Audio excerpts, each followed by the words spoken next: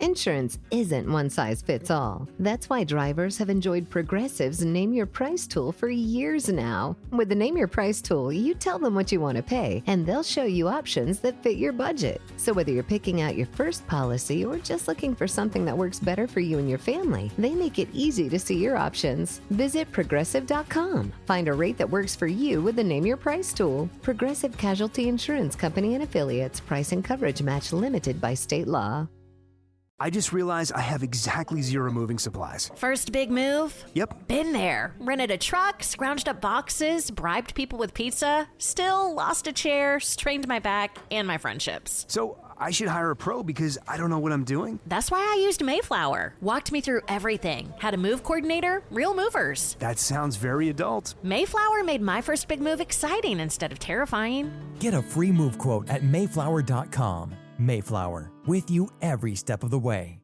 We have the tech to get food delivered in 15 minutes, but we all have horror stories about buying tickets. The Game Time app gives fans the advantage. Get amazing tickets in just a few taps. Fees are included, so what you see is what you pay. And the Game Time guarantee means authentic tickets at the best price every time. Take the guesswork out of buying tickets to concerts, sports, comedy, and more with Game Time. Download the Game Time app and create an account for $20 off your first purchase. Terms apply.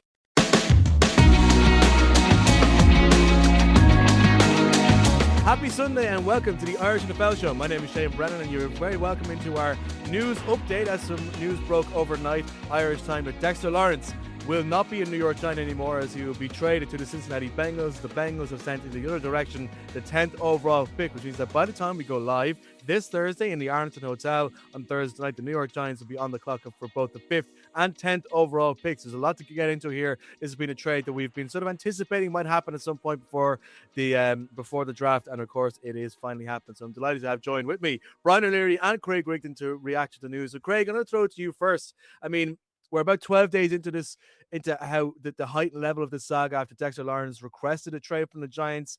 He's gotten what he's wanted, and it seems like there's been a bit of debate as to the nature of that marriage, but that marriage is definitely over now as Dexter goes to Cincinnati. Yeah, and more news has come out since the trade has happened.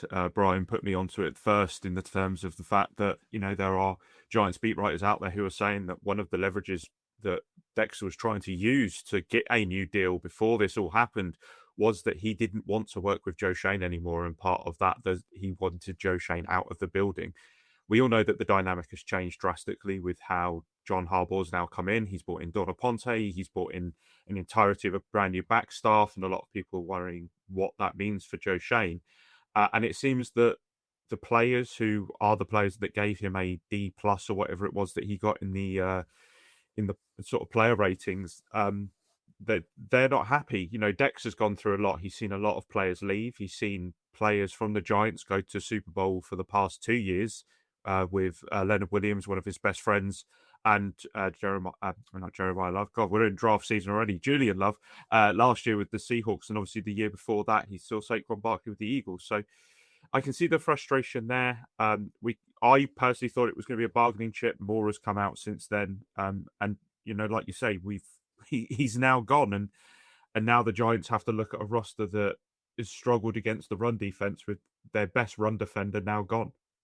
Brian, we'll touch on the Cincinnati point of view on this in a second, because I was questioning in the group chat earlier, their ability to throw so much capital behind another star defensive player. But let's stick with the Giants at the moment. I mean, there's been a lot of question marks as to the extent to which John Harbaugh is really taking control, or whether Joe Schoen's time as general manager does have is there a sort of sword of Damocles still hanging over him at the moment. If there's a sense that star players are leaving the building because they're not willing to work with the GM, that can't sort of bode good for what is an uber important draft now for the New York Giants this year coming around with exceptional draft capital to use. They really need to hit on as many picks as possible, and you have to wonder how much trust the players and people have in the building have in the general manager. True and valid, Shane, because of the nature of what's happened over the course of the last 3 to 4 years in terms of players walking out the door, going on to have great success, winning Super Bowls, i.e. Barkley, Love in Seattle, Leonard Williams also in Seattle.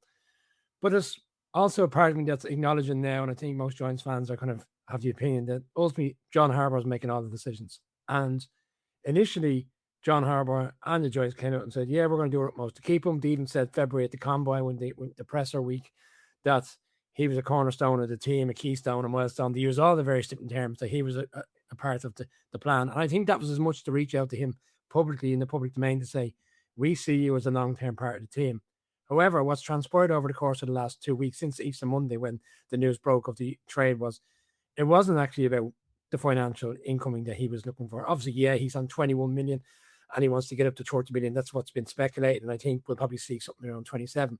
But it's more so that he's disgruntled about the fact that he's gone through year after year of the Giants being poor. And that's why they are picking in the top 10 because, yet again, they've had a really bad season. I think John Harbaugh would have ultimately tried to sell him the picture and the long-term plan and the strategy around how he's going to put the Giants back together. And I think at this stage, Dexter said, I appreciate, I respect you as a head coach, but ultimately now at this stage of my career, I want to move on. And the Giants have looked at it from the point of view, and I actually agree with the Giants in the sense of how could they put themselves in a position to pay him, bearing in mind since they paid him. So it's not like situation previously where they haven't paid a player. They actually have gone to the party and paid him. 2 years ago, he was paid, I think, Craig, correct me if I'm wrong, third best defensive tackle in the league. He's now the 12th. Okay, time evolves, players get paid. So I understand why he's looking at that. But he's also coming off 2 years where first season he was injured for half of it. And last year he only had one sack over the course of the season. And towards the back end of the season, essentially he wasn't playing. I spoke to various beat writers when I was there in October. He said he didn't come back in shape for the season and he was off. He was off putting contenders, and we spoke about this on our previous podcast around how he was in the locker room. This is exactly what I want to talk about, because I remember we were sitting here this time last year. We were trying to assess the Giants' pieces going forward. We were saying, well, look, Dexter Lawrence is obviously going to be a key part of how to build out the defense, but it seemed like he checked out for a significant chunk of last season. So I can really understand why the Giants, like if Dexter Lawrence is coming into this saying, listen, if I'm saying here, I want to get the bag here, I can understand why the Giants are like, I'd rather take our chances with getting whatever capital we can get on the market here instead of trying to pay this guy. I definitely think that from a Giants point of view, this is a move that makes sense. Yeah, and I also think looking ahead to Thursday now, actually we're a few days out from the draft, I think it was this where the pressure was on this pick at number 5. We spoke about it time and time again. We spoke about it in our draft previews. Did he go running back? That still leaves a hole on defense. Did he take Sonny Styles? Did he go Caleb Downs? I actually think this actually puts the Giants in a huge position where they can have all the flexibility they want at 5 now. If Love is available, why not take Love? You're going to get a great defensive player at 10, and then you potentially go defensive tackle in the second round. They've now, you look at it, you take a step back. They've got 3 picks in the top 100. Like there's a lot of teams. We're talking about the Jets in a great position. I think right now it puts 3 picks.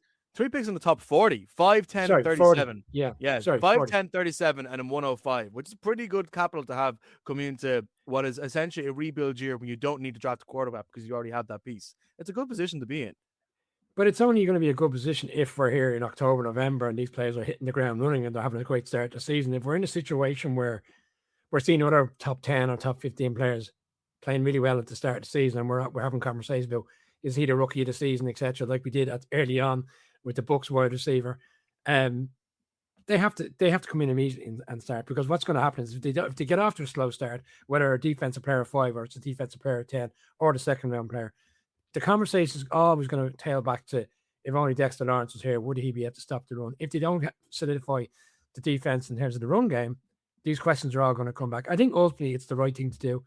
Dexter clearly wasn't here for the future. He's also 28. You give him a contract now. I flip and say, if they gave him the contract, Shane, and he has a really poor season next year or an average season, the Giants are going to be on the hook for 30 million a year.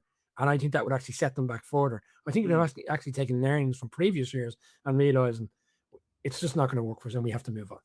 Right. Let's put that money pin in the point now, because when we get to the Bengals, we'll round off on the Giants, Craig, in terms of what they're going to do now with that sort of 5 and 10 pick. Like Brian was suggesting there, look, it takes the pressure off the 5 pick. I also think that you now that you have it, you have to make use of it. We saw, was it 2022 when the Giants had really good capital going into the first day, and it just that didn't work out, frankly, in the way that it should have. It's a second chance almost, but.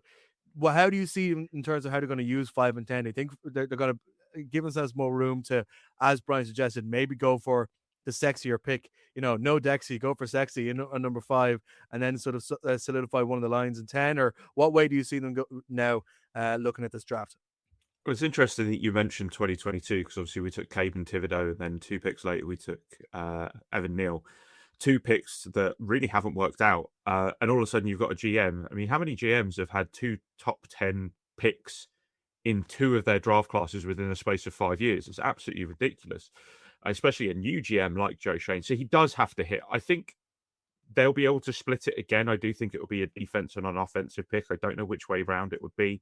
I could still make the argument for Sonny Styles at 5, and then at 10 you go for someone like Jordan Tyson, the wide receiver. They're quite high on him, but I know that he's had injury issues, so they've got to do due diligence there.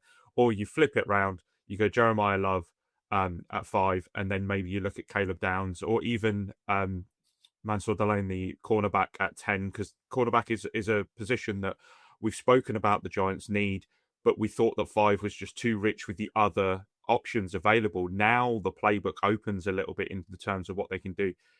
They could even trade back at 10 and potentially go back into the 20s and try and pick up that third or another second, because they do have a lot of holes, and it is definitely a Ravens kind of thing to do with John Harbaugh there.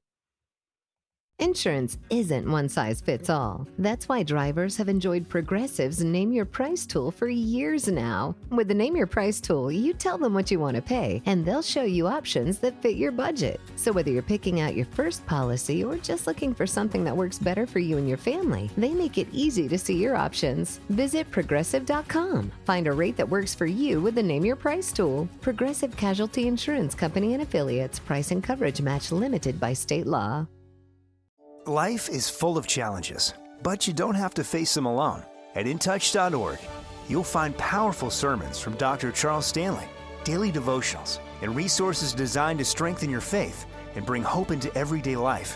Whether you're searching for encouragement, biblical wisdom, or practical guidance, InTouch.org is here to help you grow closer to God.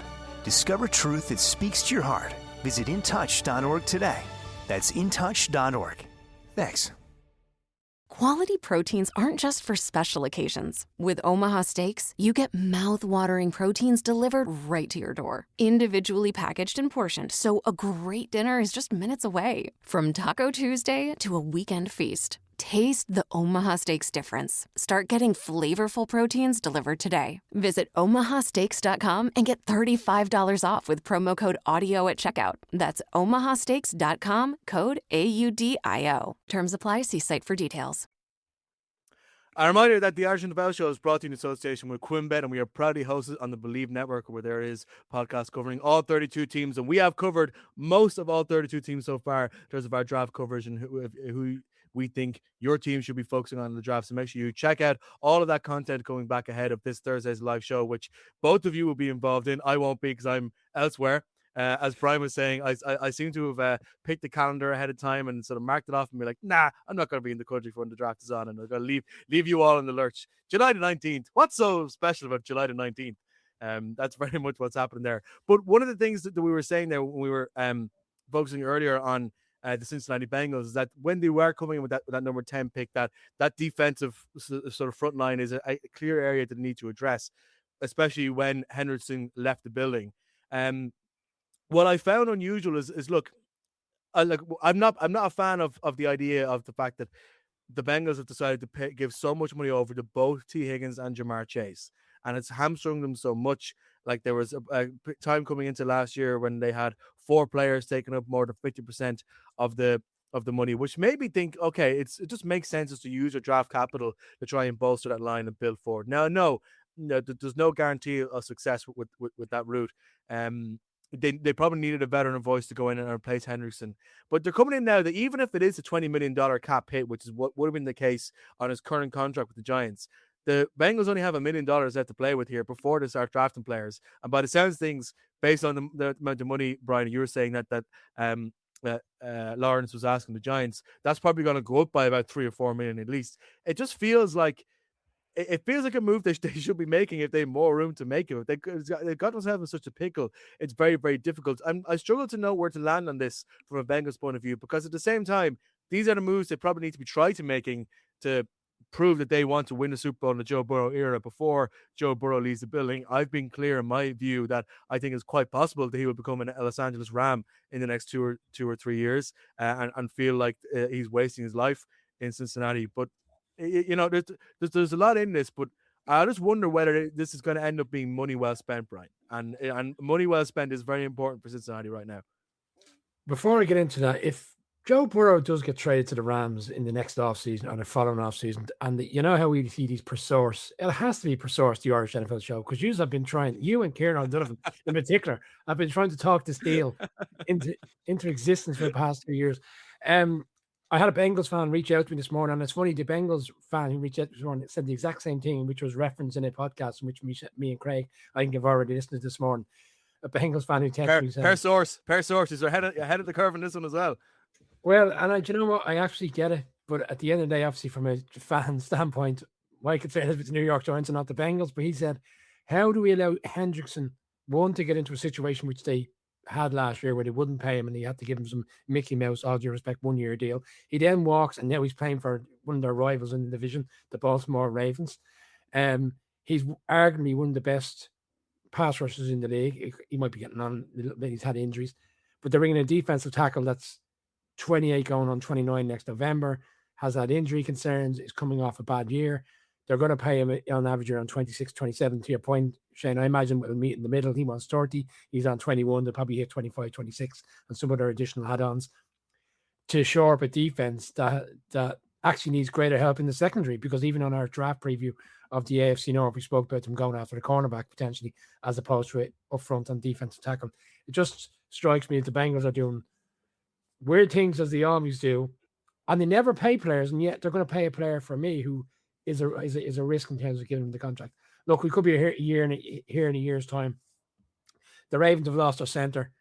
The Steelers' offensive line are protecting a 42-year-old, because let's be fair, Aaron Rodgers is probably going to come back, and the Browns don't know what to do in a quarterback. So Dexy might actually have a huge season because of the friendlies of the other teams in the division. It just doesn't strike me as they should have done. And for a man who likes to bet on the QuinnBet anti-post odds on the draft, having invested in the Bengals to select Delane in the first round of 10, I'm a little bit disgruntled with that as well. There you go. Oh no! Every news is local, huh? Yeah, Craig, yeah. It is an interesting point though in terms of the use of resources for Cincinnati in this one. Brian makes a good point. Look, I think it's fair to say that the quality of offensive line we're facing against isn't as good as the quality of offensive line that we've seen in the NFC East in the last 2 years. Philadelphia being by far the sort of shining example of that, and maybe in a different system he might be able to wreak havoc. But if you're a Cincinnati and you look at the last 2 years of production and availability, your availability is your best ability for a lot of cases from Dexter Lawrence. Are you confident in saying, yes, this is the piece, this is the key piece we need to change our defense, which, as we saw for so many key parts of last season, lagged so far behind the standard they should be hitting as a team who have enough talent to be pushing for the Super Bowl? Yeah, I mean, is it the right piece, as Brian's already alluded to? No, probably not. And have they overpaid as well is the question, which, yes, they probably have. But if you look at their defensive tackle room last year, it was pretty bad. So I can understand why that was an area that they wanted to improve. I just don't think it was the sort of de facto number one thing they had to improve on that defense. We spoke about that backfield and how bad it is. I know with my mock draft, I had Caleb Downs going there, I think, because I just believed that was the sort of position and player that they really needed to take control in that backfield. But they did have, they had BJ Hill last year. He had 29 pressures, injury issues. He did play 17 games. TJ Satan played 17 games. He had 19 pressures and has been touted as a cut candidate all off-season. They're Chris Jenkins and McKinley Jackson. They haven't panned out. They combined for 20 pressures. So they are looking to obviously replace Hendrickson with that. They also picked up Boye Mafe in free agency, so there is pressure there. And it does look like they are trying to make sure that they're maybe trying to mask the frailties of their backfield by attacking the quarterback and getting players that can disrupt much quicker. Don't forget that as bad as it looked on paper for Dexter Lawrence last year with one sack, he did have a huge amount of pressures last year. He's double teamed on almost every play because there's no other real outlays. And you also just have a look at the numbers that Brian Burns put up last year and the sacks that he was able to get. And you do wonder whether the lack of kind of focus on Brian Burns, because everyone goes for Dexter Lawrence so much, actually benefited him, and whether they've looked at that and thought, right, if Dex can take up 2 players, we have Boye Mafe, we could pick up another edge rusher there and really try and attack the quarterbacks, as we've already alluded to, with the offensive line being weaker in that division than the NFC East. Right, well, listen, I think there's plenty more to talk about in this, but I'm going to save it because I know both of you need to keep your voices, your energy, all your talking points preserved for the live watch along. I am, as much as I will be watching it, I will be honest, in Mexico City, enjoying the tequila and the mezcal and the tacos and the sunshine and everything. There'll be a small part of me to be missing, because in fairness, it's been some of the best fun that we've done in the show the last 2 years. Has been doing those Draft Live shows, and look forward to seeing the setup in the Arlington Hotel. So Craig, you're flying over for it, I imagine, with a huge stack of notes. Of course, you probably have stats on every possible permutation. You probably have enough stats to keep it going until like the 7th round. To be fair, it's that's a book it in as extra luggage. Yeah, sorry, sir, you're going to bring 10 kilos on. You've got 13 kilograms of paper. This is on notes here. His passport has been changed to Mel Kiper. And Brian, you're looking forward to having the full setup in the Arlington Hotel. We're going to be live across our Twitter, Instagram, YouTube, Facebook, all the usual. So make sure we all lock in there. What's your you're great, by the way. Every time we fly away, as soon as you land, you put your hands into your pockets and just throw the tea bags out on the table. I still remember you doing that in Tottenham a couple of years ago. I imagine you'd be there making sure that the lads are fully caffeinated to keep going. So was it 4 or 5 o'clock in the morning?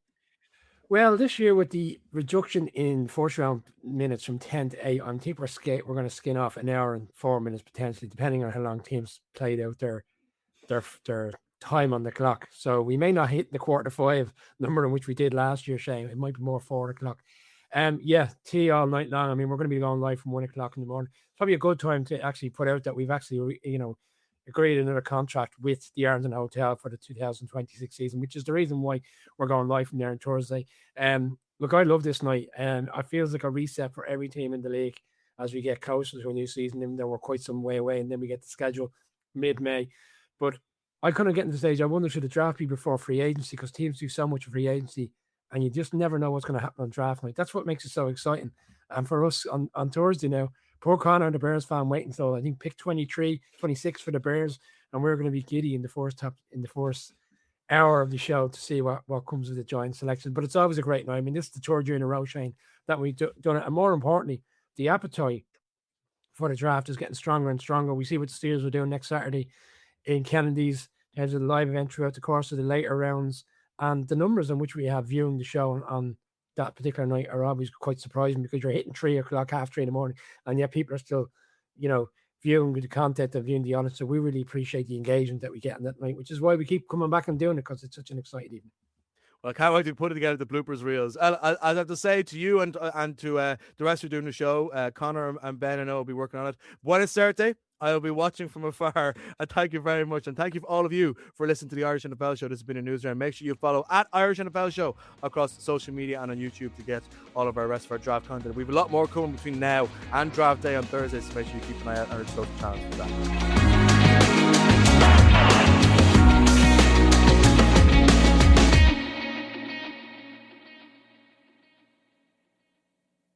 Quality proteins aren't just for special occasions. With Omaha Steaks, you get unbeatable flavor and value delivered right to your door. They have an unmatched selection of perfectly portioned proteins, including USDA-certified tender steaks, burgers, chicken, pork, seafood, and more. All flash frozen at their moment of peak quality, then quickly delivered to your door in a dependable cooler. So a great dinner is just minutes away. From Taco Tuesday to a weekend feast, Omaha Steaks practically invented meat delivery, and they've been perfecting the art of premium proteins for over 100 years. With their 100% satisfaction guarantee, you can order with complete confidence. Taste the Omaha Steaks difference, a better, more convenient way to buy proteins. Start getting flavorful proteins delivered today. Visit omahasteaks.com and get $35 off with promo code AUDIO at checkout. That's omahasteaks.com, code AUDIO. Terms apply. See site for details.